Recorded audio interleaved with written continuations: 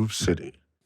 Yo, what's up? I'm Lefty. You know, it's your boy Rich Furniss. Welcome to another episode of Groove City. That's right. We are very excited to welcome somebody I've personally known for a very long time in my earliest years in New York City. Please welcome our good friend, Dimitri, aka Modern Machines. What's up? What's going on? How you doing, man? Thank you Good. for coming by. Thank you for having me. Yeah, glad we could do this. Yeah, this is a very cool space. Thanks for the tour. This is like incredible. I feel like you don't see this in New York City. It's a producer playground. It is. It's literally like a grown kids like Toys R Us or like Disneyland. Yeah, totally. You got everything. It's a Gymboree for producers. Yeah. If that's still a And thing. drummers. I heard a guy doing And blast drummers. beats. Yeah, there's a guy All doing blast beats musicians. in the other Yeah. You never know what you'll see here. Yeah. Yeah, man. So we were just talking about it. We go way back to the New York City. 2005, Yeah. 2006. I think like Angels and Kings. Yep, Oh, that man. was definitely a moment in time. That was a moment in time. Yeah. That happened.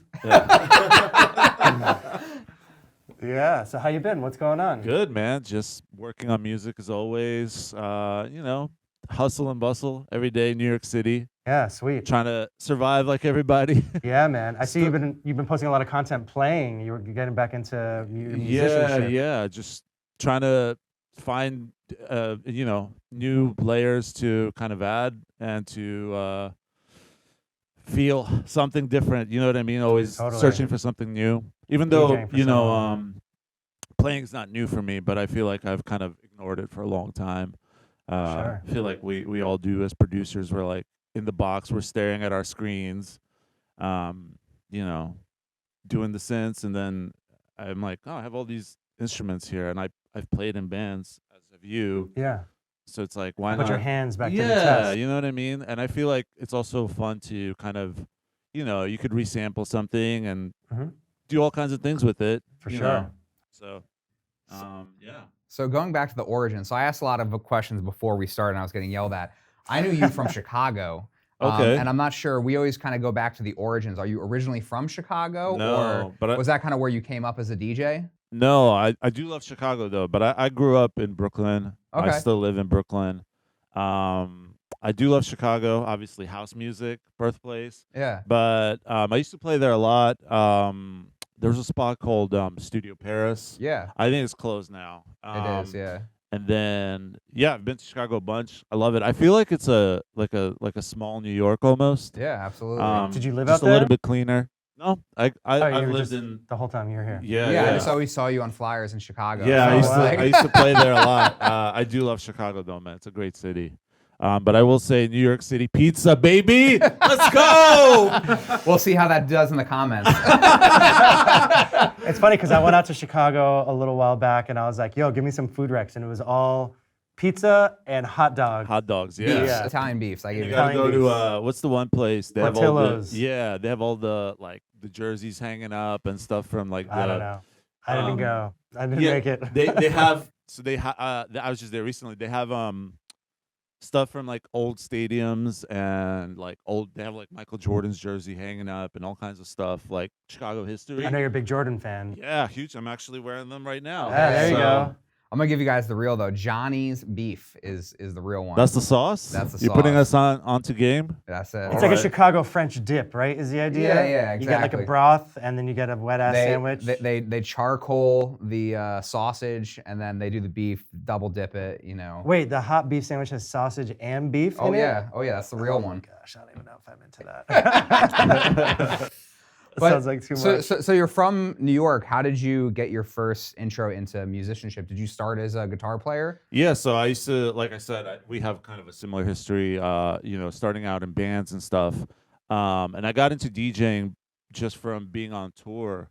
And like, I didn't know, like, growing up in New York, like, DJing was always around, but I was just so into like the hardcore and punk scene. I was gonna ask. You come across as like a Yeah. hardcore punk guy. Yeah, so I would go to shows like every weekend. Like that was my entire life. But then like so when I was playing in bands and like when you finally like you're a young kid and you like start touring and you start seeing things all over like the country. Yeah. After shows you'd go out with your bandmates or your crew, whatever, and we'd end up in like really weird like little clubs, like underground, kind of almost ravey stuff. Oh yeah. I was like, yo, what is this? Am I allowed to curse? Yeah. Yeah, okay. I won't, but I'm just trying to. You can say whatever you want. You can say whatever you want. Yeah, so we'd find ourselves into these like dingy kind of raves, and I was like, what the fuck is like, Yeah. and that stuff was in New York, but when I was in New York, only thing I could focus on was like, punk rock and hardcore. Yeah. But like when you're out of New York and you're like exploring more. and you have time and you're just curious, like it's your first time like being all over, So I was like, and then when I got back to New York after touring, and my band at the time had like some downtime, we weren't like active, whatever. I kind of picked it up and I was like, let me kind of explore it. And then I started throwing parties in New York, and I used to throw a party called High Voltage in New York, where I would have like guys from that scene, like Angels and Kings, guys from like Under Oath, and like There was a big like rock DJ crossover. Yeah, for a little happened while. and there were DJs in like rock Chicago music too. That was a big thing. It's still happening actually. yeah, to like this day. Pete Wentz would DJ and like So I DJ'd for him one time in Vegas. Yeah. And this is actually a really funny quick story. I'm gonna side note on because they're like, hey, Pete's got a DJ gig at I forgot what club it was. It became, I think, Lavo eventually or something like that. And they're like, yeah, can you DJ for him? I was like, yeah, sure. I guess I'll do it. And so he's like, hey, I brought my iPod. And I was like, all right, we can hook it up. And so we hook it up, and he puts on a song, he cues it up, and I'm like mixing out of the next song, and it like reset. And I was like, oh shit, I gotta start it up. And I just start hitting play, thinking it would go back to where we left it off. Yeah. And it's like a packed club. I'm playing like some fun dance stuff, and I just hit play, and it goes to the like artist song, first song on his iPod.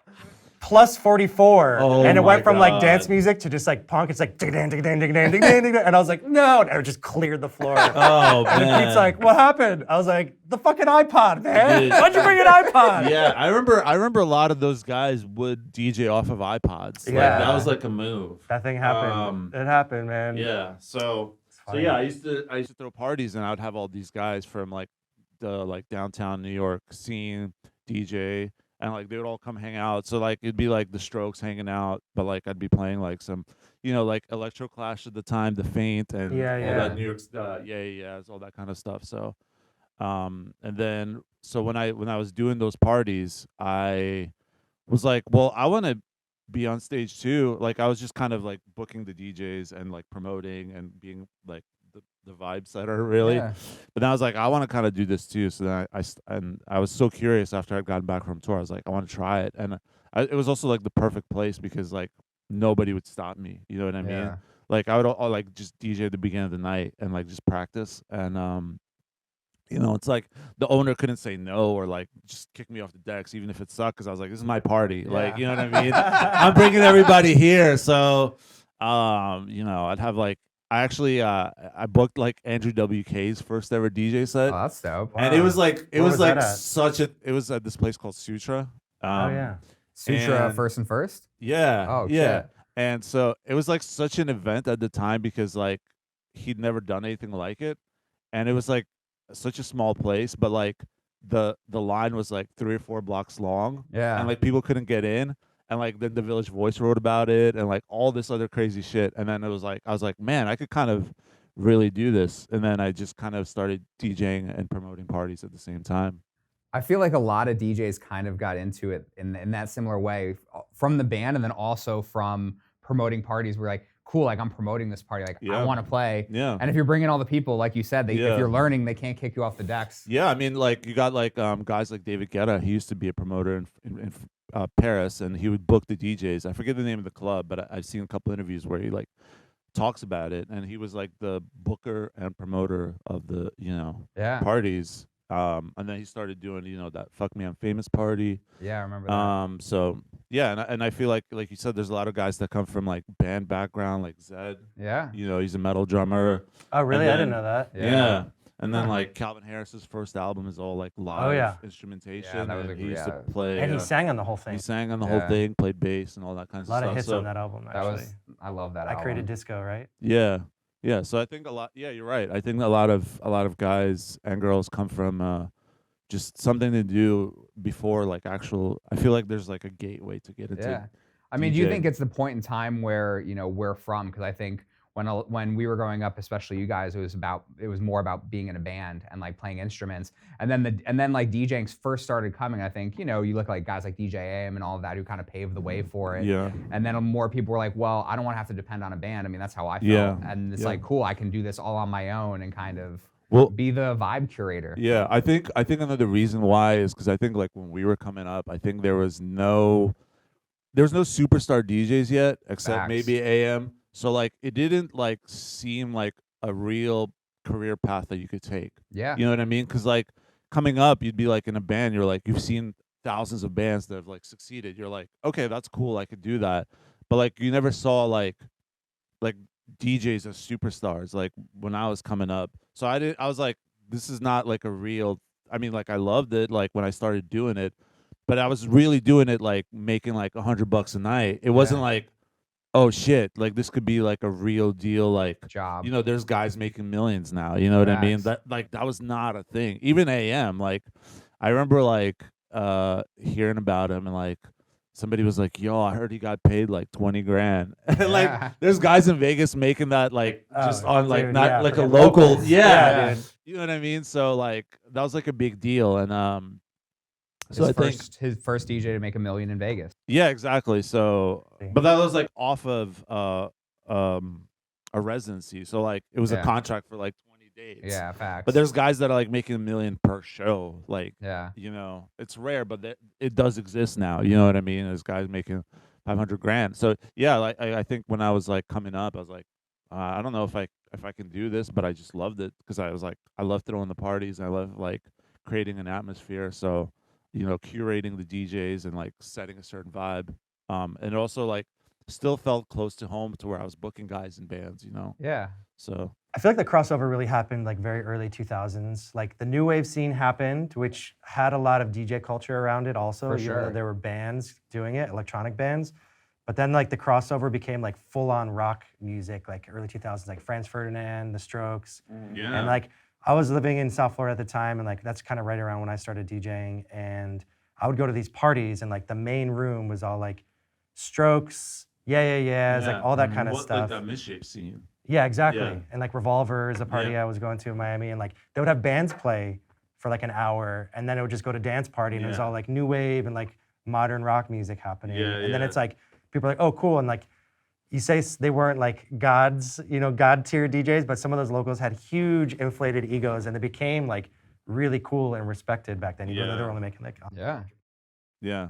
I mean, I know we've talked about that era and kind of like the blog house era. So many like people started with the parties and then were in bands or whatever, built out these huge parties and became like party gods because of it, and then became like main stage DJs. Yeah. The like you know, LCD Sound System, like the DFA parties were a thing in New York. And same thing with like the Ed Banger crew. Like those guys used to throw parties too with you know, DJ Medi, of course, Busy P, all those guys. You know. I mean, the blog house era was like really impactful for the like the really deep like band electronic music, like the remix culture. Was huge, and that's when Hype M. That's what exactly, and that's when like bands would come to town and be like, oh, Cut Copy playing a show, and they're doing a DJ set after party. And it's like all that stuff was happening. Crazy then, so. It was a really interesting time. Like, Sure. When did you start diving from DJing into producing your own stuff? Was that kind of like a natural progression? Yeah.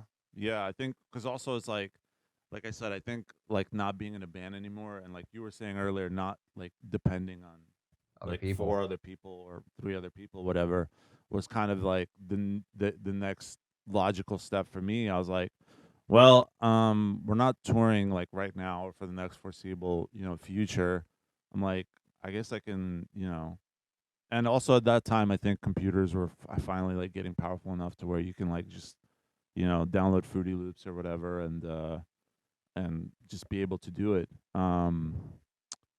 Yeah, it was just the next logical step because I also like was just, like it wasn't like a big ugly fallout, but it was just like. All right, man. I'm like sick of like I'd been in bands since like I was a teenager. You know what I mean? Always around other people, like always like depending like, you know, band practice. Yeah. Gotta wait for somebody's late. Yeah.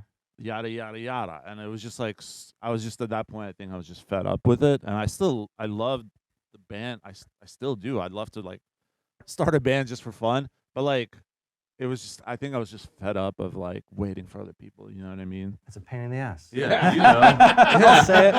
Let me just clear the air for you. Yeah, exactly. It could be really frustrating at times because you're dealing with a lot of different people. But Yeah. So okay, so going from bands, playing around. I mean, I've seen a lot of your projects over the years. Yeah. Let's kick it back to Tiger Blood days. There's a Oh moment. yeah, just me and a buddy we're kicking around. Yeah. Also, kind of like still, I was like, oh, I was kind of still hanging on to like that band aspect. Like, let me do it with somebody, but not for other people. Right. And then that kind of fell apart. And then I was like, that's it. No more DJ duos. No more. You're going solo. No more And that's when you went bands. just Dimitri Mac. Yeah. So I would like, I was trying to like, I was also doing like a lot of, I guess like bottle service clubs at the time. And that was kind of just like a thing that like pays the bills, you know? For sure. Like Vegas and Yeah, you yeah. know, that was like a thing.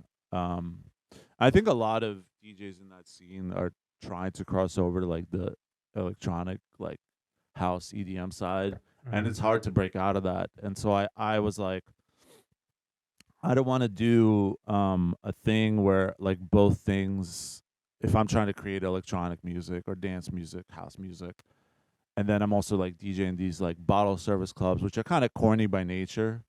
I could say that now because I'm out of there.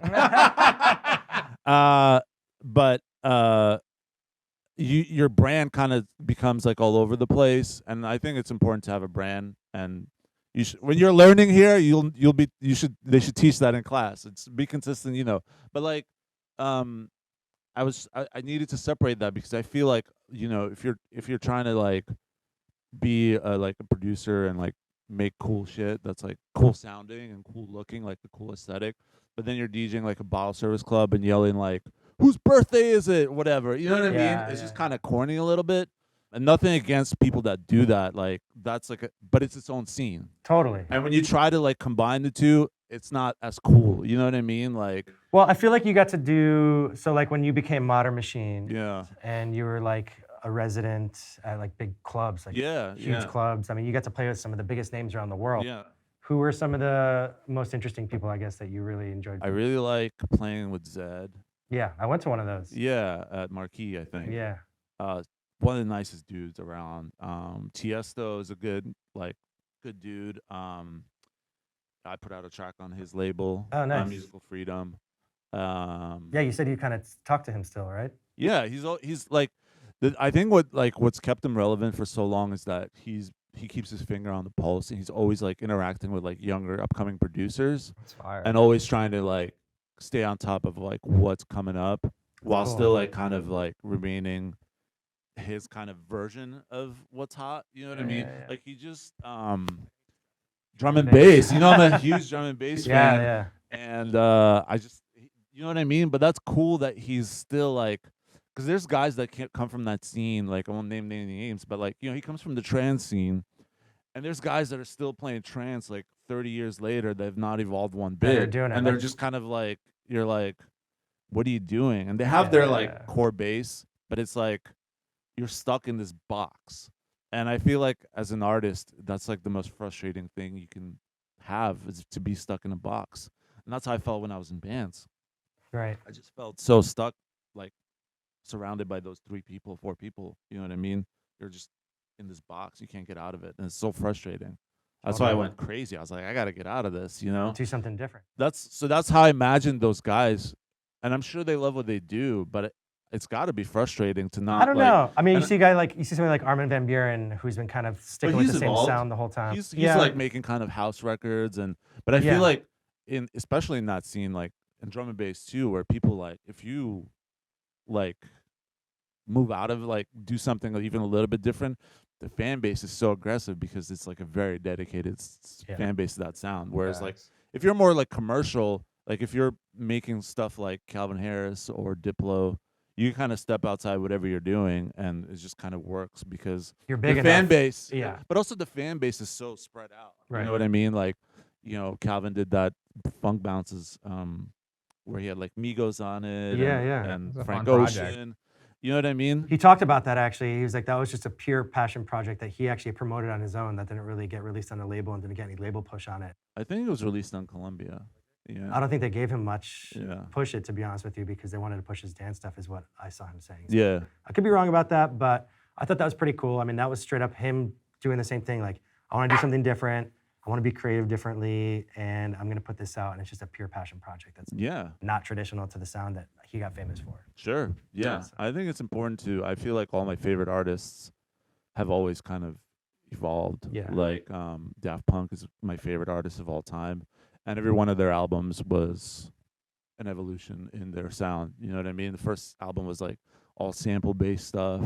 And then, you know, Human After All was like all like guitar and rock. It was kind of like an electronic rock record. And then Random Access Memories, you know, was like a disco kind of record. Yeah. Yeah. I think they wanted to show off their musical ability as absolutely being human underneath the mask. Yeah. Which is what's kind of happening even more so now with the orchestral album. Yeah, exactly. The what? Bang Alter's new. Oh yeah, he did a soundtrack for a ballet. Yeah. Yeah. Cool. Yeah. I enjoyed listening to it. Yeah. No, they're just the greatest. Yeah. 100%. But evolution is there. You know what I mean? Like, can you imagine if they were still doing like that French disco filtered sound from the first album? I feel like maybe I think everybody would love it, but I would too. Trust me. I can't get enough of it, I think everybody would be happy to hear it. I don't know. But I feel like Evolution had that was like 30 years ago. Yeah, you know? yeah, totally. Like, well, speaking of Evolution, you've got some new tunes that you're going to be playing for us later today. Yeah, that you want to talk about from your set that we can expect to hear? Yeah. So I've kind of gone back to, or not. I've been trying to find my way back to kind of like the stuff that I fell in love with, you know, Daft Punk and that French disco sound.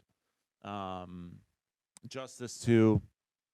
I've just always loved that sound, and I feel like I got caught up in like the hype of the like EDM kind of. I mean, thing. you were in the center of it, so you kind of have to play into it to and I was also work playing it, with like those kind of guys, you know. Yeah, I was of course. playing like every support slot, like in New York, Marshmello. Like, I'm not gonna play French disco before Marshmello goes on. You know what I mean? Would have been hot. Would have been hot. But I don't know if the audience would have been. It would have been like that Vegas. Well, because you had a job to do, you know, and then in that setting, like. But like, here's the thing. Like, I love all types. Like, I love playing dubstep, so it's fun to play that before Marshmello goes on. But now as an artist, you're. I just feel like now I'm like kind of, because I've been through so much as an artist and like done like so many different things that now I'm just kind of like, it doesn't matter to me. Like, I've started playing less shows, but like shows that I want to do. Yeah. So now I'm not like trying to like keep up. Like, if my releases like set me back as far as like maybe I'll get less bookings because of it, I'm fine with that, because I'm like, that's okay for now. I'm chilling a little bit, so I'm like, I'd rather focus on stuff that I want to make and not really try to be on every lineup and every gig and everything. Yeah. Versus like, if I could do like one show in some Brooklyn warehouse where people are like really into like dope, you know, house music, disco house, tech house, whatever. I'd rather do that than like 5 shows playing like EDM shows. And there's nothing, I love that stuff still, but I'm just kind of like, it's a different path. Yeah, I'm like trying to like get centered. Tapping more into who you really want to be and what you want to do. Yeah. Playing from the heart, which I think is always really important. Yeah, and I think it's a difficult path, like just it's a difficult journey to get to mentally, you know what I mean? Cuz like you're like, what am I after, you know? And then once you kind of and you realize that you're going to be like, all right, well, what I'm making now might not be like the hottest sound, but I really love doing this and I really want to like play these kind of shows. So would I rather do like 10 shows that I don't want to do, or like one really dope thing? You know what I mean? Like quantity. Like the set that I'm playing today is like, I'd rather play that like every single night. You know what I mean? Yeah. And that's kind of where I'm at. And it, you know, sometimes it takes longer than you want to find your piece that way. Some people never find it, you know what I mean? Some people are stuck in this like hamster wheel where you're like, man, I don't really like what I'm doing, and I don't know how to get out of it. I don't know what my next step is. And it's difficult because, you know, this industry is tough. Yeah, it is. But I'm just like kind of in a good place where I'm like not really rushing to be part of everything and be everywhere all at once. Like I used to go out a lot and try to like meet people, and that's cool, and like you need to do that. Yeah. But I don't do that as much anymore, so I just feel like a lot more relaxed, and I feel like that's a good place for like when you don't feel like your back is against the wall, you don't feel trapped in a box. You're like, I'm just kind of chilling, and I'm just gonna do what I like. Well, you're in like a transition period, Yeah. kind of, where you're kind of resetting your sound and your Yeah. focus and everything. So Yeah. stepping outside a little bit, regrouping, and Yeah. getting back in the game. Yeah, and it's nice to have that freedom too. Nice. And I hope that like every artist out there can like find that little bit of freedom where you're like not trapped trying to like, you know, like recently like tech house became really big, and I saw a lot of guys like trying to chase that sound. Yeah. And it was just like if you're like chasing something, you're already late to the trend. Yeah. Like you're way behind. Things already happening. You know what I mean? Yeah. So I'm like I'm happy to be doing my thing because I'm like, well, it's not really popular, and it like I feel like disco and house kind of have always been like around, but I feel like it's a little bit like off the radar right now, and I'm happy with that. You know what I mean? So Nice. yeah. Well, we're really looking forward to your set. Why don't you tell everybody where they could find you on your socials? All my socials are just Modern Machines: Instagram, Twitter, TikTok. Just type in Modern Machines, one word. The first thing that comes up. Yeah, super easy. I'm really excited to dive into your set. First, I want to thank our sponsor, Sound Collective, for having us in this beautiful facility. You guys can go ahead and get access to the entire facility through membership. We have production stations, recording studio, live streaming room, performance space. We have online subscription and certificate where you guys can learn at your own pace. We do intensive programs, private lessons, everything you need to take your skills to the next level. I want to thank you for coming in. Thank you guys. Thanks for coming through, man. Awesome. Yeah. Make sure you This guys. spot is awesome. It's like literally Disneyland in here. I'm not just saying that because they're having me as a guest. I got a tour, and it was sick. Like this is really dope. Oh yeah. I want to go play some blast beats on the drums too now before my set. Yeah. Make sure you guys check out his DJ set in the link below. Much love. I'm Rich Furniss. And I'm Lefty. Peace.